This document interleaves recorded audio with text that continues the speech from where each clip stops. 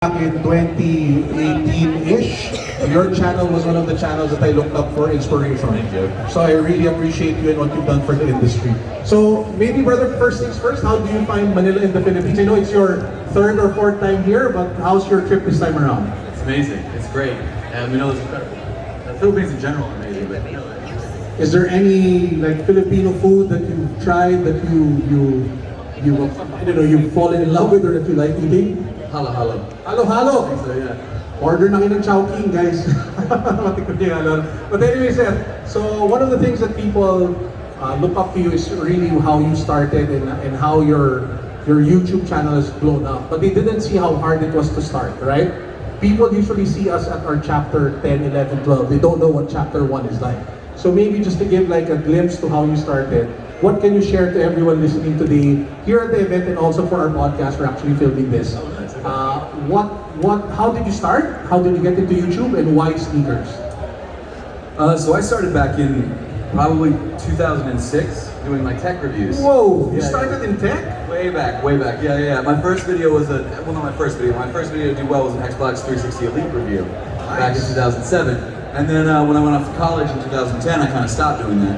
And then after college, when I started working as a designer in New York, I was buying a lot of sneakers, and I was like, you know what, I should get back into YouTube and kind of talk about the sneakers I'm passionate about. So that's how I started. And then I kept making videos after work. I'd go to work and then buy some sneakers at lunch, and then come home and then film a video and then post it, and then return them the next day because I didn't have any money. but how did you know that it was already starting to become bigger than like it's not even like a side hustle, but just a passion or a hobby? I'd always been passionate about YouTube, and I'd always watched a lot of YouTube. I think watching people like MKBHD, seeing that it can become just such a big thing.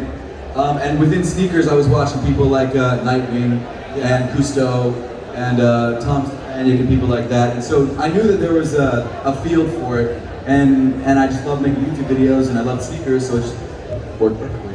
How did you learn about the production side? How did you get into that? Because I'm sure a lot of people start with just camera phones. How did you get into learning about video editing, shooting, and all the stuff needed? I'd always loved video editing a little bit, like a lot. I think that was the reason I got into YouTube initially in 2006. I had gotten a Mac and I was using iMovie and just filming stupid skits. I still use iMovie until It's great. today. It's great. I mean, I use Final Cut, but it's the same thing, and I paid $300 for it. So. But yeah, I kept doing that, and then throughout college, I would film videos for people. Like they would do. I had a friend who did parkour, and so I filmed this reel for parkour and posted it on YouTube for him. And then I filmed music videos for myself and some other friends. And then I slowly started to get back into it. And I didn't really know cameras or technology that well in terms of like video technology and things like that. But I learned it as I went. And yeah, no, I'm still not the best. But I know enough to get it done. And now it's crazy because now I use my iPhone for a lot of videos too. Because the editing's so easy, the quality's good, the picture is good, and the sound is good. It's crazy.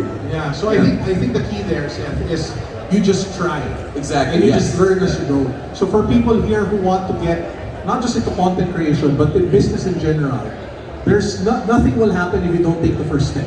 Right. And you are bound to make mistakes. You are bound to fail every now and then. But you just have to keep getting up and keep adjusting and course correcting and building, right? Absolutely. Yeah. So that's how it started. Now, when did the channel start to blow up? It took about 6 months to a year, and that was posting every day. Every day. Every day, yeah. And it was just posting over and over and over again, not really doing anything, just going to work and then coming back and filming sneaker videos. My girlfriend, now wife, she lived in a different state, so I didn't even have to hang out with her. I was just literally just working all the time. And so that's really the only way it really worked out for me. I just kept doing it. Because my first videos were awful. They're so bad. Is it still uploaded? Yeah, it's still uploaded, yeah. Wow. Yeah. Even the ones that are from 2007 are still uploaded. They're still on your channel. I haven't told anybody where to find those, so I'm going to keep that a secret. So it's a different channel. There's like 3 or 4 channels, and they're all bad. So. Crazy. So when you started doing the YouTube thing, and it started popping off, one of the things you got into was obviously working on Apothecary. So how did you move, or what came about, or what made you think of transitioning from elevating the YouTube business into something that's more into physical and something that you can actually sell? I think it was COVID. So I've always been good friends with Osman, the co-founder of Apothecary, and we both went to college together. as industrial designers, and we both wanted to create something. And we were playing Fortnite together, and we were talking about what's a product that we can create that we can change, that we can make better, that we can really be passionate about. And we both love sneakers, and so we immediately thought of socks, and we started developing socks together and launched them, not knowing how they would do. And it just became a passion project for us. And the fact that it's become something that I think eventually could be our full-time jobs and could be something that we even do beyond into, I think is really cool. And so it's been a 50-50 thing from the beginning. We've always been working together on creating the best socks we possibly could. And speaking of Apothecary, guys, we actually have a Manila exclusive pair of socks. Maybe we can have one brought to the stage. Right there, oh yeah. So that we can show everyone. Yeah, they're great. And Osman, maybe you can join us. Right, can you get the chair? So Osman can join us on the stage very quickly so we can talk about the socks. So this is available exclusively Right today. This is the Apothecary, I guess, US Manila socks. Is there like an official name for it? I guess the unboxcon. The unboxcon exclusive Apothecary socks. This is the most limited sock we've ever made. Yeah. We've never made, like usually when we drop socks, we drop thousands. There's 150 pairs total. And so on one side, you got the American flag, and then the other side, you got the Filipino flag. And Osman is also Filipino, so it's kind of like us too. Like, well, we're both American, but that's sort of you got a little bit of heritage in there too. So it's been a really great thing, kind of being able to come here and create something specifically for this event and for the people here, because it's been amazing. You guys have been incredible. Yeah, I just want to take this opportunity to introduce Osman. He's one of the co-founders of Apothecary. Osman, say hi. Hi, thanks for having me. And maybe you can talk about the mabuhay story.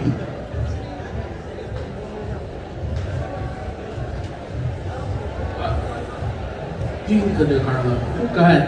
Maybe you want to talk about the mabuhay thing at the end, or you want me to Yeah. read it? Let's do that then. Okay, so if you guys take a look at the bottom of the sock, it says here mabuhay, M-A-B-U-H-I. So that's intentional because it means mabuhay. So if you guys want the socks, they're available. They're selling for how much? $650. That's a more affordable sock that they usually sell. They usually sell for like more than 800. We only have 150 pairs available today. You guys can head over to that booth over there and you can cop yourself a limited edition sock. Again, designed by Apothecary with Seth and Osman. Now maybe we can talk about the business a little bit for Apothecary. So how's it been? How do you guys, work every day? You mentioned that there are like Filipinos in your companies. Yeah. Maybe you can talk about that for a bit. Yeah, so Seth and I both started packing and shipping out of my kitchen. Like he said, we had exponential growth. We didn't know how it would do from the first drop, and it sold out instantly. And from then, we continued to grow and growing the team. And our whole team is, I think, mostly Filipino because I hired my cousins. That's so Filipino to hire your family to help grow the business. But it's people in my network that I know I can trust and do good work. So yeah. So from packing in the kitchen, how big is the operation now? It's just Seth and I. Well, now we've got a full-time head of fulfillment, and then we've got a couple other part-timers who come and help pack and help with things like that. Yeah, with video editor, photographer. It's grown a lot. I'd say all in, we probably worked with and hired about 8 people total. Wow. Yeah. So it's grown significantly in the last Our few warehouse months. and everything. We started in Osman's kitchen, and then we went to basically a rented little room in like a WeWork. I don't know if you have WeWorks here. It's a co-working space. A co-working space, yeah. And then we expanded from there to a larger co-working space, and now we actually have our own warehouse that we ship out of. That's sick, man. It is, yeah. And I think it's something that a lot of people, especially the local brands who are here, can relate to. Because that's something that they go through as well. They start at home, the operation is small, then it just keeps on growing and growing and growing. So what are like the future plans for Apothecary and what can Filipinos expect? Are you guys thinking of doing something here, Wink?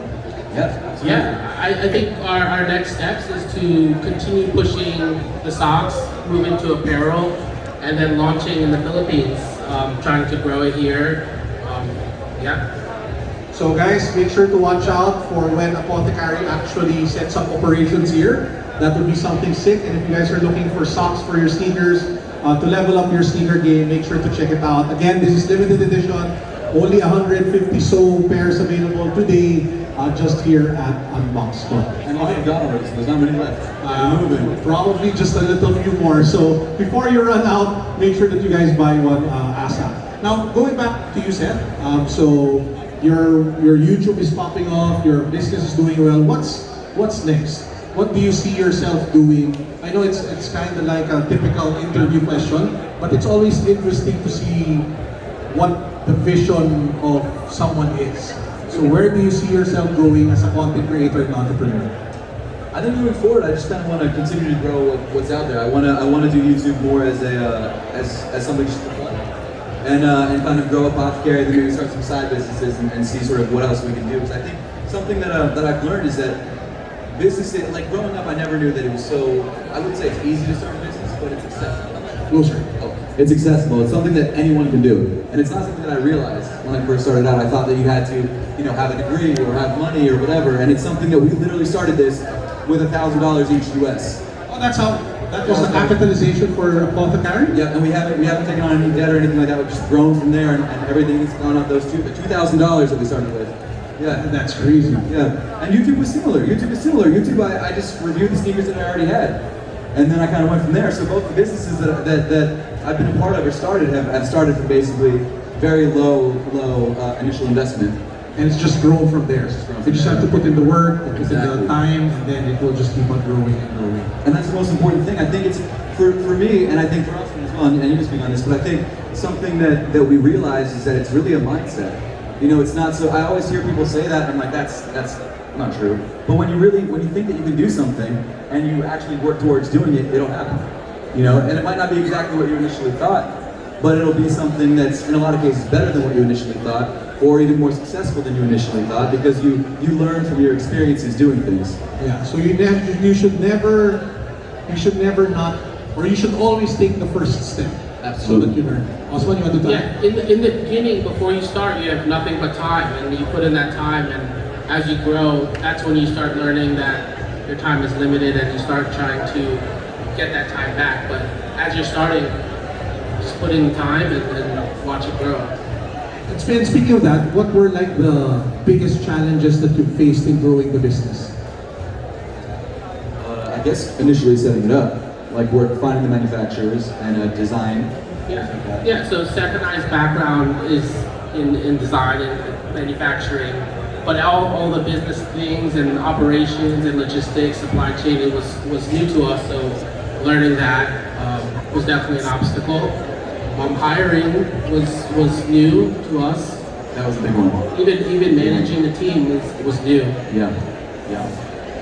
But the good thing about those things for people listening today, if you want to learn about those things, those are things that you can learn on the side. Of course. Right? You can take up courses, you can take up online, and you can learn a lot just by Googling shit. So, sorry for swearing, by Googling stuff. But that's true.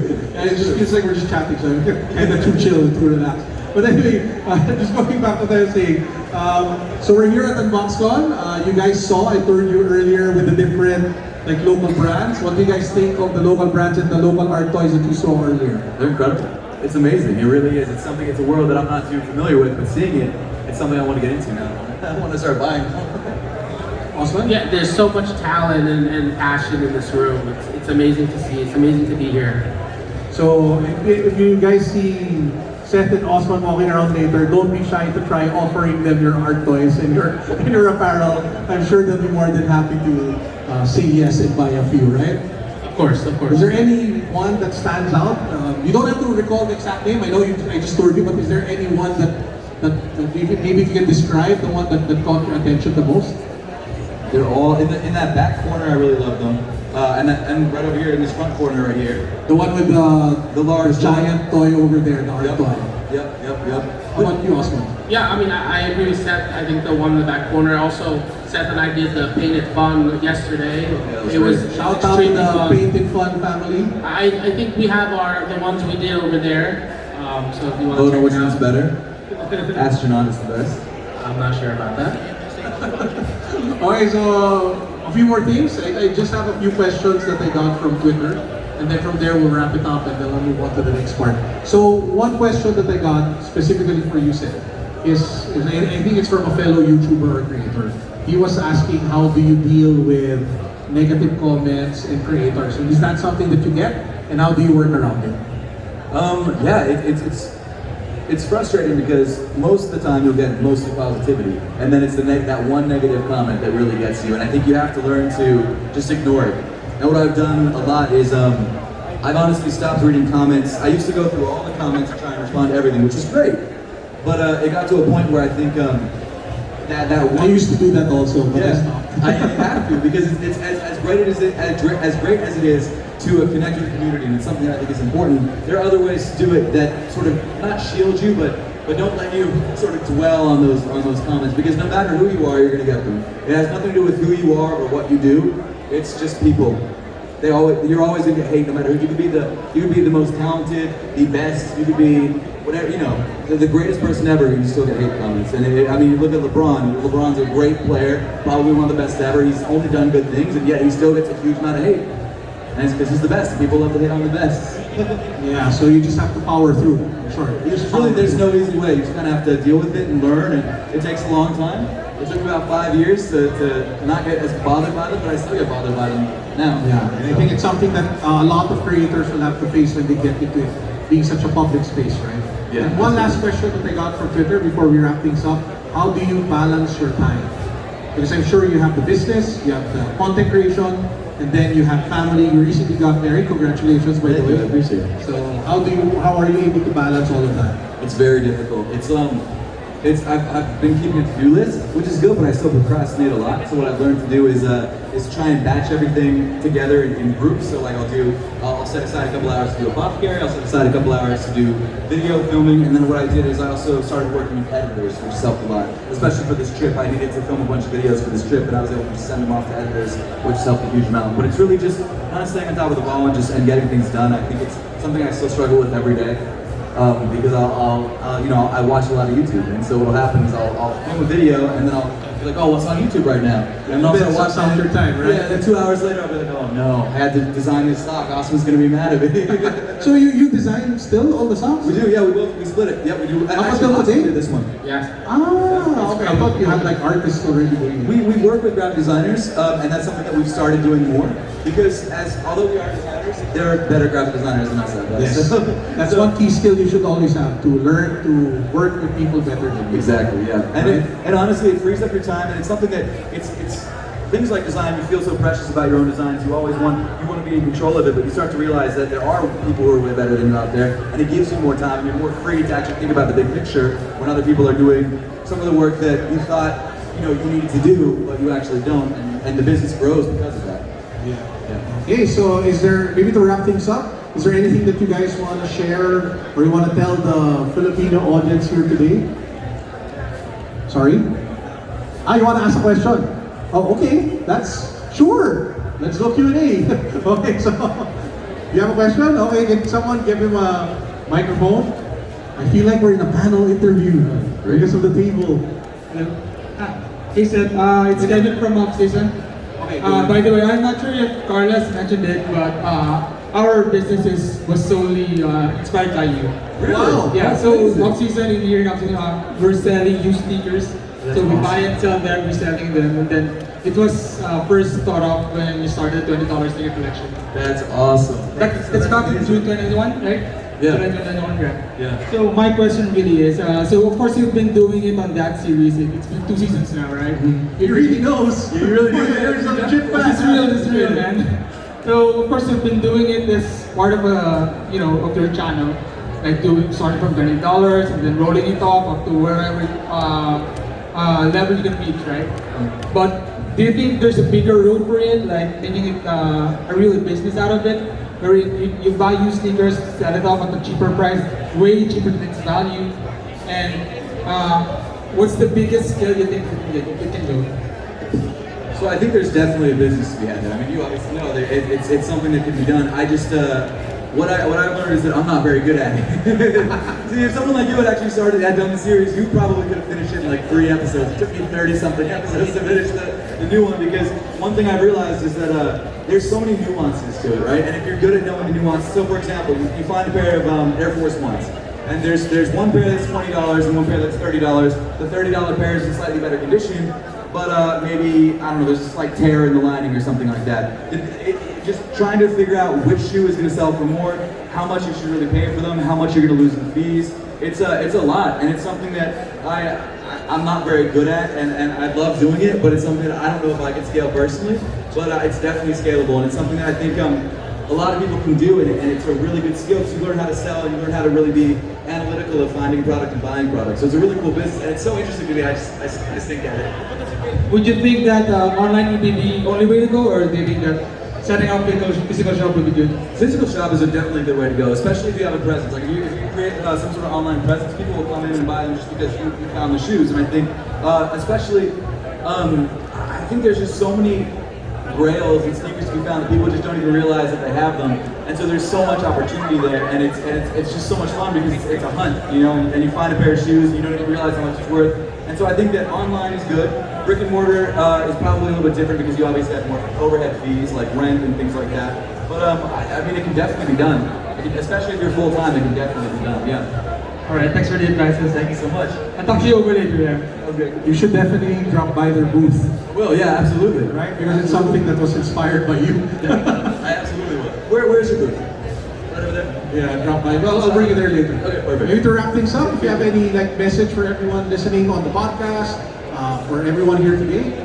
I mean, thank you for having me. It's been amazing. Thank you to everyone who's watching and being a part of this. This has been a once-in-a-lifetime experience, and I really appreciate it. This has been We're happy you're here, man. Thanks for accepting the invitation. And to those who want to take selfies or pictures with Seth, we'll set up like a selfie picture wall over here on the side. Can you have that moved already? Can you work on pulling that up? So that everybody who wants to take a picture with Seth, just come on over. He's more than happy and super game to do that with you guys. Thanks, Seth. Appreciate it. He'll be around the whole day. Osman, thank you guys. Please support the Apothecary. The socks are here until supplies last. We're almost out of them. So if you want to get one ASAP. Thank you. Appreciate you guys. For those who want to take pictures, it's over on the side. Let's go. Thank you. Thank you, Carlo. Thank you, unboxcon. Thank you very much.